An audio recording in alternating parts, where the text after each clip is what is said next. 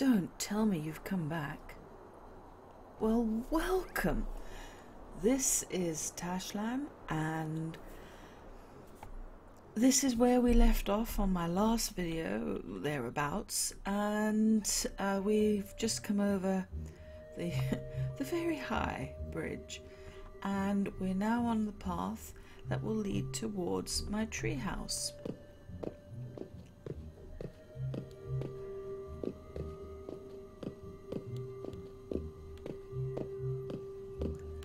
When we get to here, you'll see that we cross into another path. Down that way is where I've got two mines, but this is where one of the mines are. But we're going to go this way because we are going to be visiting the treehouse. Now, as you can see, this is where there's basically a terminus of... Oh, those doors are so loud. My mass transit. I'm not sure how far I've gotten with it. Well, not far enough to get all the way to the top. So we can just bounce around over here. So, yeah. Hooray for works in progress. It's not the easiest thing in the world to build something like this, because the higher you get, the more chances you've got of dying when you fall. I have quite a large collection of death statues. Now, let me back off a little bit. This is another blueprint. It's a treehouse blueprint, and I thought it's a good idea to build a treehouse where there's lots of trees. Yeah. What I didn't realize is that you end up building, I think, maybe 2 or 3 trees in which to build your treehouse. So if you put it in the middle of a place where there's lots of trees, you end up having to take down trees to put trees up. Doesn't make sense, but yeah, that's what I had to do. And this was where I was, you can see I've actually placed a claim on this. This is basically my spot.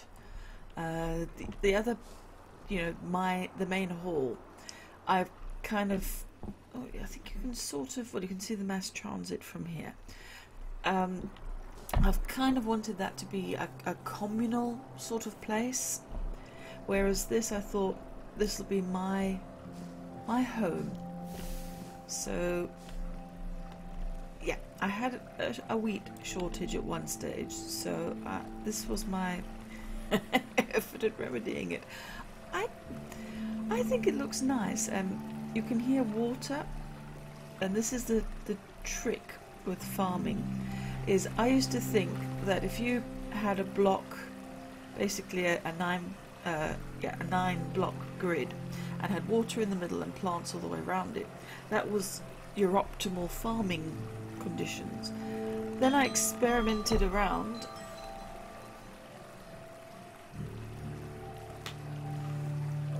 Excuse the interruption there. I experimented around and found that you can actually have the water still in that 9 grid pattern, but if you have it underneath the soil, it's equally effective. It has a diagonal effect. So if you put the water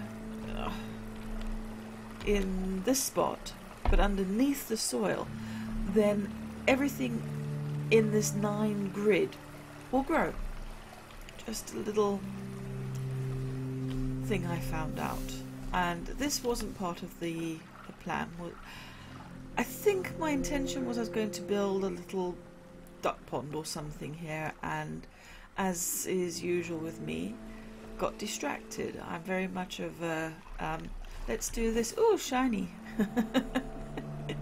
So there's lots of unfinished projects all over the place. This was part of the build, and it was the first time, because this is one of my earlier, I think it was the first blueprint I actually did, and I'd never thought of just building a garden just for aesthetics, and that's why I think the blueprints are quite nice, because they do sort of fit you slot you into a particular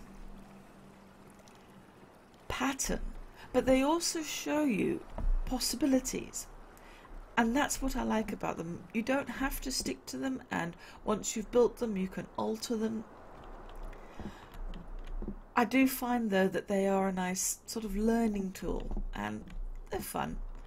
So anyway, we're coming up the stairs. And, yep, my treehouse. And, oh, no, those doors are really loud. This is basically the first deck. I've got my weapons racks, and you'll see the death statues that are just everywhere in here. When you do the blueprint, there is actually no decor in this one, so any decor is stuff that I've added. And you know, obviously I've got my teleporter, which can take us back to the main hall. And then come up here, more death statues. I kind of thought, because they look sort of primitive and tribal in a way, that they do make quite nice planters or pots. They seem to have uses, so dyeing is actually not a bad thing here. Yeah. And this isn't the end of all the death statues that I have. When you explore, you die. You fall off things, you discover that there is such a thing as drowning, that you can take on too many creatures at once. It's all part of exploration. And I created this into a little bedroom, and this is a little balcony, which I've sort of ruined. The outlook was a little bit nicer without having this mass transit here, so it is possible that I'm gonna rethink it in a way, especially now that with the machines I've realized that you don't have to have, as you saw when we went on it in the second video, I had it set up as a two-way sort of system. But with the machines, you can actually, what am I talking about? Not with machines, but with the electronics that they've brought in, is you can set it up so you can have fans going both directions, but they only switch on depending on which side you activate. So that's going to be a nice little challenge for me to actually make it then a single lane, which I also think will be a little bit less obtrusive. And I'll probably move it back, which might mean, let's take a daring little look down here, might mean changing a little bit with my little farm area there. But this is the thing with Creativerse is you have all of these possibilities to explore, all these changes, finding out what works for you and what doesn't, and that's what I like. To me, I like the exploration of things. Now, here, this is just a little thing that I think other people have pointed out. Someone else that I've watched that's done this blueprint is Just Jen, and she also noticed this, is that these, trying to point it out without him. Right, I'm going to release my cursor for a moment. See, there's my cursor there. So if you look there, that is a roof block. In the blueprint, they actually have the roof blocks over here as well. But what I found is if you put the roof block over here, then you can't walk up and down these stairs. There's a certain head height that you have to have things, and this blueprint doesn't take that into account. So that's just one little thing that you automatically have to change within the blueprint, because as you can see, if I put a roof there, I'm going to bump my head on it, and you don't want to bump your head on your roof, do you? Right. So that's the treehouse. It's a simple looking build, but when you consider that all of this tree, all of this tree, you actually build by hand. It's a labour of love, and it can get very confusing because I started, I think, round about here with this tree, and I was very haphazard with it, and I learned that the best way to build a blueprint is to build it layer by layer and not to sort of follow, oh, there's a bit up, there's a bit up, there's a bit up, and no. Being random in these builds, you can do it, but you will get confused. I do like the whole idea of this little walkway, and I've used a sort of similar principle in another world that I'm playing on. It's kind of almost like a cabana sort of style. Loud doors. Loud doors are loud. We've got some time, so what I'm going to do is we'll do a little bit more exploration. Yeah. I need to take this tree down because or build this back down again. This is from sort of like my early start, and I never considered that aesthetically having a tree floating in the middle of nowhere just doesn't work.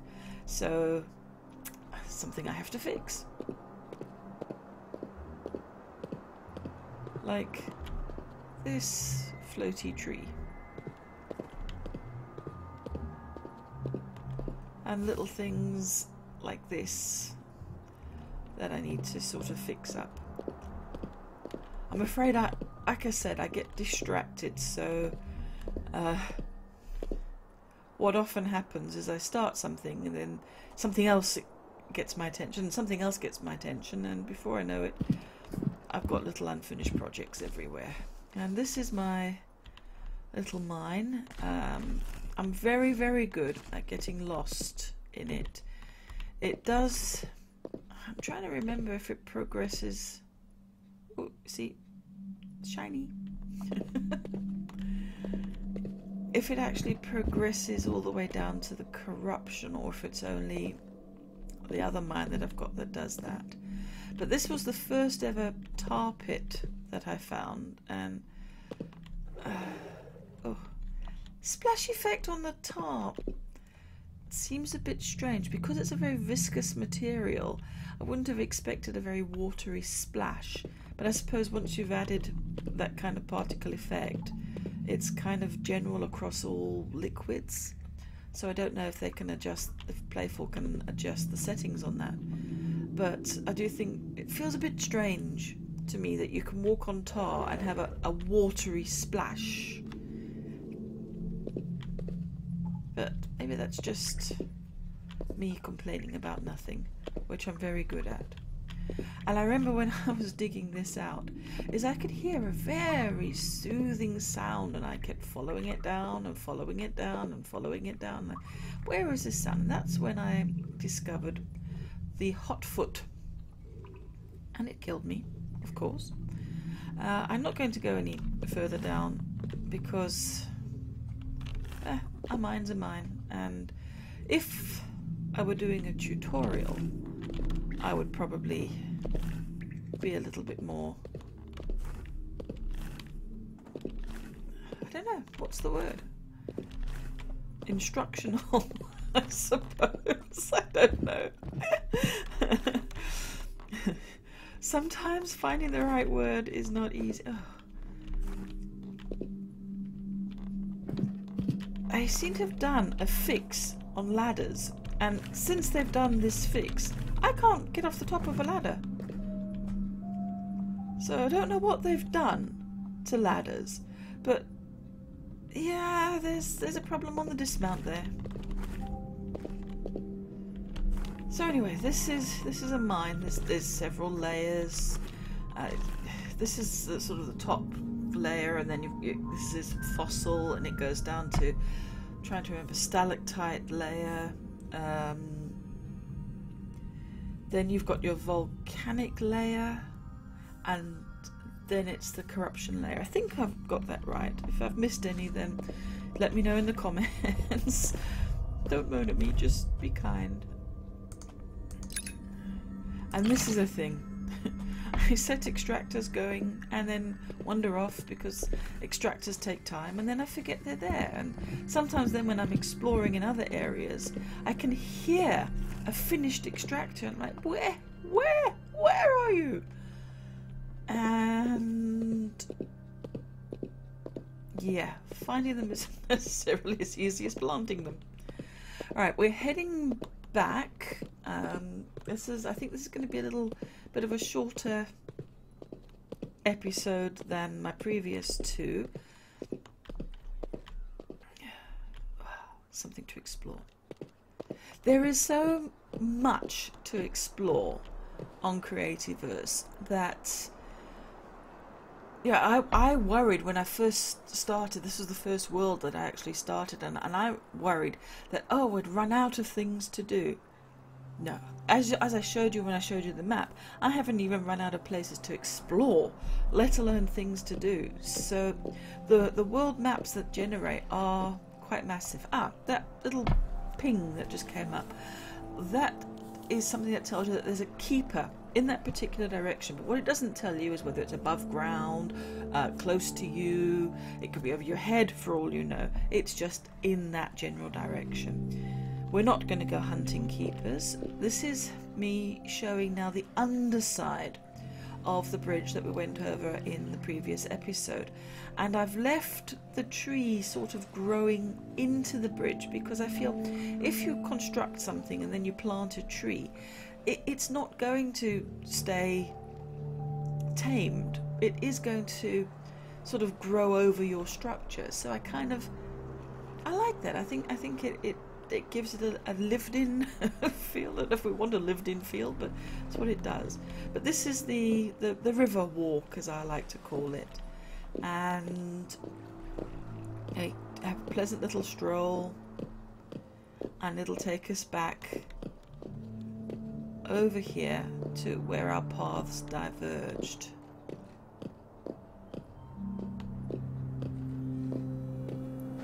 And back to the main hall. And I'm going to bring us back to the main hall, and I'm going to leave us there for this episode.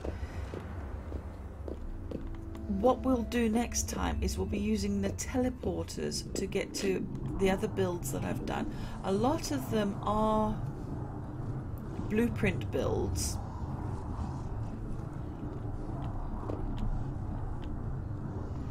and it's nice to actually show off the blueprints. I'm going to leave us here with this view, and when I return we are going to be inside. I'm not I'm not going to break into my house a second time. I'm going to be civilized this time and use the code, but I'm going to be a little bit secretive because I don't want you to know my code. So as the sun goes down, let's look at the beautiful view that I have from my house. And this is YouTuber's mantra once again. Like, share, subscribe. Keep it real. Love you loads. Peace out.